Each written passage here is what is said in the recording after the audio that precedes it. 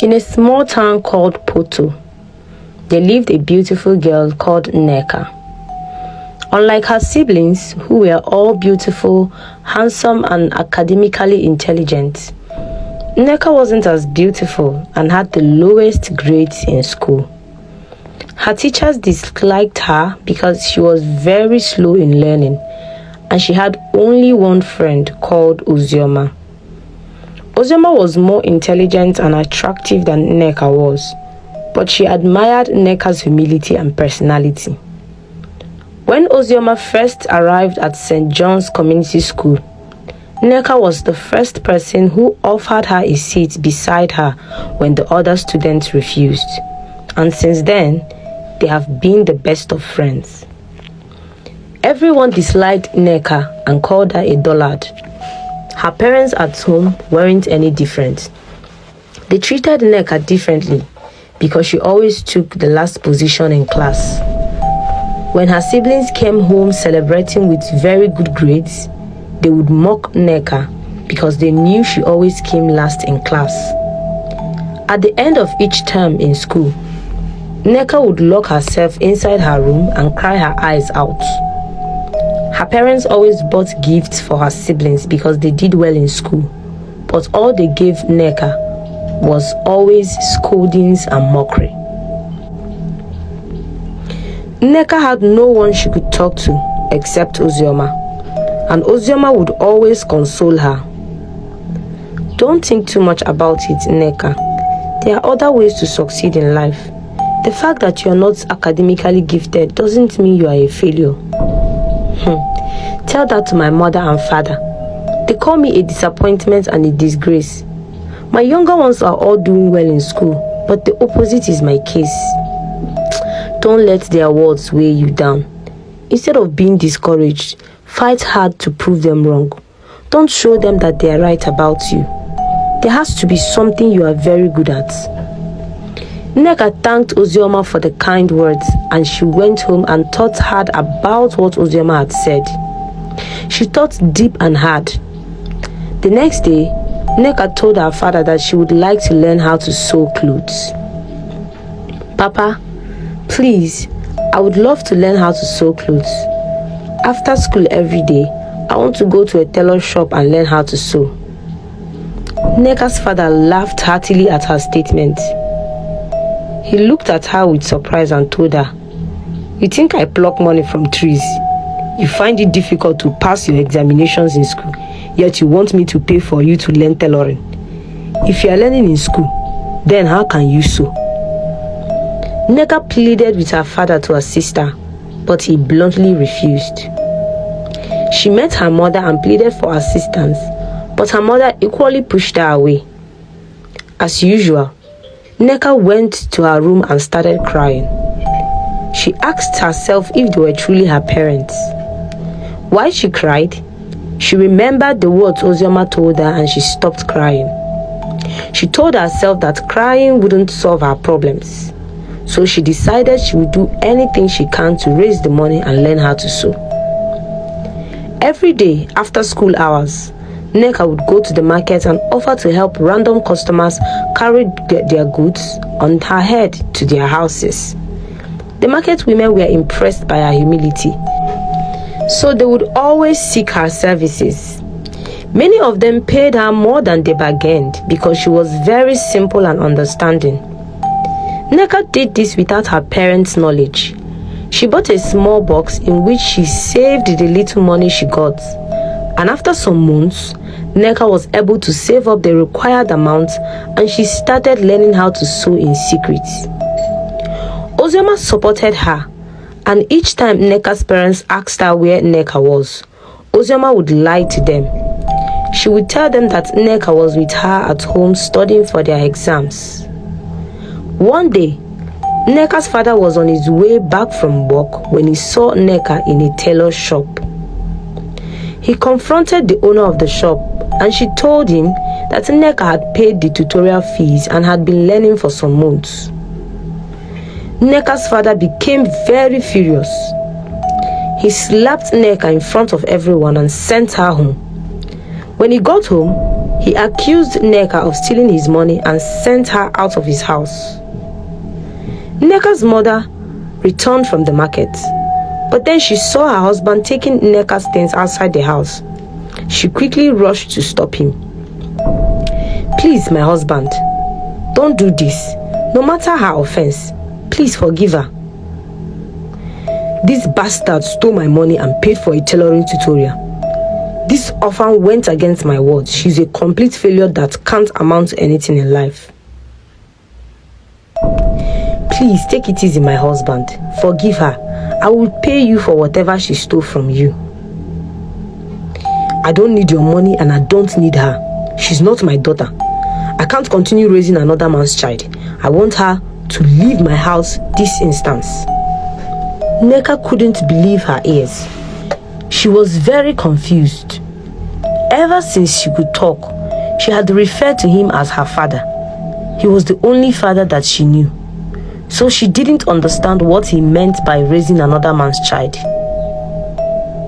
Nneka stood and watched as her mother tried to plead with her father to forgive her. After watching hopelessly for a while, Nneka picked up her things and left the compound. Her mother tried to run after her, but Nneka's father screamed at the top of his voice, "If you go with her, then go and remain with her. Do not ever step foot in this house again." Immediately Nneka's mother heard his words.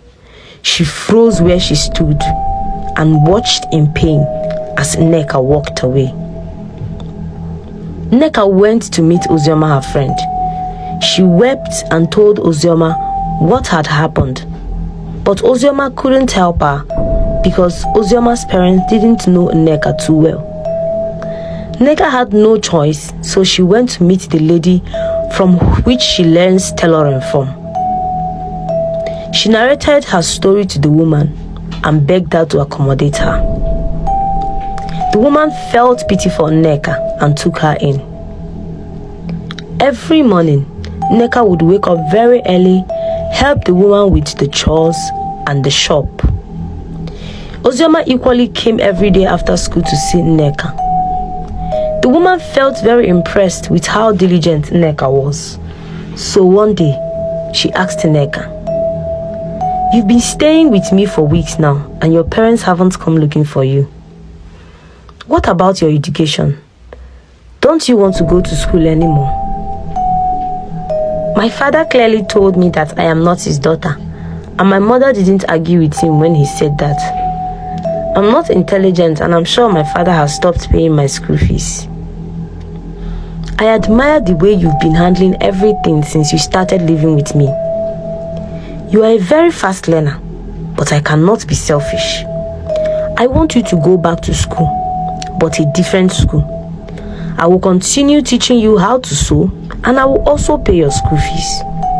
At some point in your life, you would need a basic education certificate. Nneka thanked the woman for her kindness and promised that she would do her best to improve in her academics and make the woman proud. Nneka continued going to school, and whenever she returned, she would continue learning how to sew. 2 years later, Nneka didn't hear from her parents, and they didn't search for her either. She learned all there was to learn about sewing and also got her high school certificate. Ozioma, her friend, equally got her certificate and went to the big city to further her education. The woman trusted Nneka so much that she comfortably left her in charge of the shop, and whenever customers came to have their clothes made, most of them insisted that they want Nneka to make their dresses. As time went on, the woman started harboring hatred and envy towards Nneka because most of her clients preferred Nneka. Many of them would rather wait for Nneka to be done with whatever dress she was sewing instead of giving it to the woman. This made the woman very bitter, and one day she falsely accused Nneka and sent her out of the house. Nneka pleaded and pleaded, but her pleas fell on deaf ears. She left the woman's house and was unable to go back home, and she had nowhere else to go. She remembered Ozioma and placed a call through to her. "Hello, who am I speaking with?" It's your best friend, Nneka." They exchanged pleasantries and Nneka asked her for help. "I don't have anywhere else to go. My master falsely accused me and sent me out of her house. Please, can you help me?"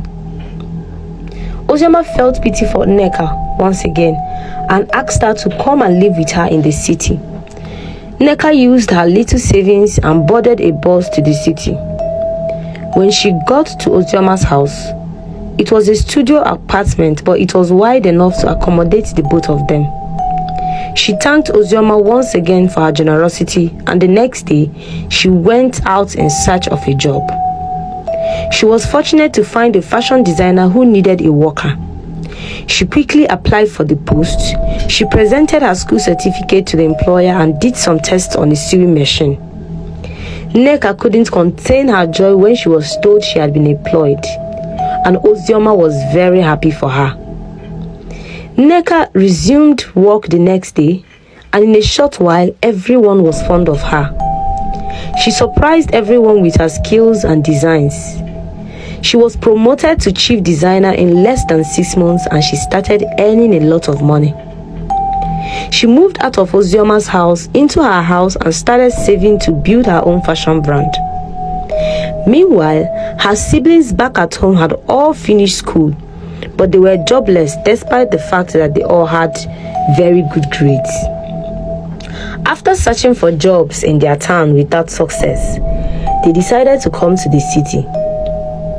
Just like their father mocked Nneka when she was always last in class, he mocked his children for not being able to secure a job after all he had spent on their education. One day, Nneka was on her way to work when a woman called her on the street. Nneka recalled the face of the woman, but she wasn't sure where. So the woman explained to her, "I'm one of your best customers when you were still an apprentice for your master. I was sad when she told me you had left, but I'm very happy to see you now. So what are you doing now?" "Oh, I'm equally glad to meet you, ma. I'm currently saving up to start my own brand, but currently I work hard." The woman interrupted Nneka before she would finish. She opened a very expensive purse and gave it to Nneka. "Please, call me later tonight. I love your clothes back then, and I would love to invest in your intended fashion brand. Give me a call like I said, so we can meet up and discuss better." Nneka thanked the woman and went off to work.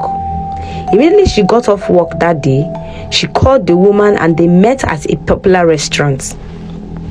"Tell me the cost of everything you need. I would give you the money as my own part of the investment. Then later, I would call my lawyer to draft out an agreement of our terms." Nneka couldn't believe her ears. She thanked the woman so much and handed the woman a list of things she had previously written down. The woman took the list home, and the next day she called Nneka to meet her lawyer, to sign some documents and also collect the money. Some months after, Nneka had started her own fashion brand. She became a national sensation. A lot of people patronized her and she had many apprentices. Nneka became well known and a public figure. One day, she was in her office when a man requested to see her. Nneka was shocked to see that the man was one of her siblings. He went on his knees and pleaded with Nneka to employ him. He explained how he and his other siblings had been in the city for many years, but they were unable to secure a good job despite how educated and outstanding their degrees were. "I have nothing against you. If there's a department in my company where you can fit in, then I would employ you." Nneka asked him to visit the human resource department and he was employed instantly. Her siblings thanked her profusely. Then he told Nneka that their mother is very sick, and ever since Nneka left, she hadn't been herself. Nneka quickly booked a flight to Diapoto town and went to see her mother. When she entered the house, her mother was lying down very sick on the bed. Nneka knelt beside her and held her hand. "Mama, I'm sorry I left without coming back. Please forgive me." With tears streaming down her eyes, Nneka pleaded for her mother's forgiveness. Her mother slowly turned her head, and with all the strength she could find, she told Nneka, "I should be the one sorry. I am deeply sorry. I have greatly offended you, my daughter. Your biological father is dead. I lied to you. The man who chased you away isn't your biological father. I got married to him when you were only 4 months old. Your biological father died in a car crash when I was pregnant with you. That was why he treated you the way he did. Please forgive me." Nneka started crying when her mother told her the truth. "I forgive you, Mama." Immediately she said these words, her mother breathed her last and died, as if she has been waiting for Nneka's forgiveness before she could pass away. Nneka wept and mourned her mother deeply. She gave her mother a befitting burial. Nneka also visited the woman who trained her in the art of tailoring. When she got to the woman's shop, it was very scanty and her sewing machines were obsolete. The woman equally apologized for what she did. She confessed she framed Nneka because of envy. Nneka told her, "I've forgiven you a long time ago. I owe my success to you, and if you hadn't done what you did, I wouldn't be where I am today." Nneka bought new expensive machines for the woman and also renovated her shop. She also helped her siblings secure better paying jobs through her numerous contacts in the city. Ozioma enjoyed in the success of Nneka, as all her wares were made for free. Ozioma and Nneka got married the same day to caring and responsible men. Nneka continued to grow successful. She had beautiful kids and they all lived happily ever after. The moral lesson of this story teaches us that we are blessed in one way or the other. We aren't all created the same. If everyone is a banker and a doctor, who is going to be the mechanics fixing your cars and engines? There's something we are all good at. The goal is to find it and capitalize on it. No one knows tomorrow, and the future is unpredictable. Life is unscripted. It is wise to be good to others because they may also be your climbing ladder tomorrow. Sometimes a disappointment can be a blessing. God can use the disappointment of some people in your life to push you to a better place. So whatever you're going through in life, see it as a phase you have to pass through in order to arrive at your destined height. In whatever you do, strive to be the best and do it in love and with passion. When people are aware of your excellence, it would open doors of opportunities and favor you. Let your excellence speak for you and convince people of your standards.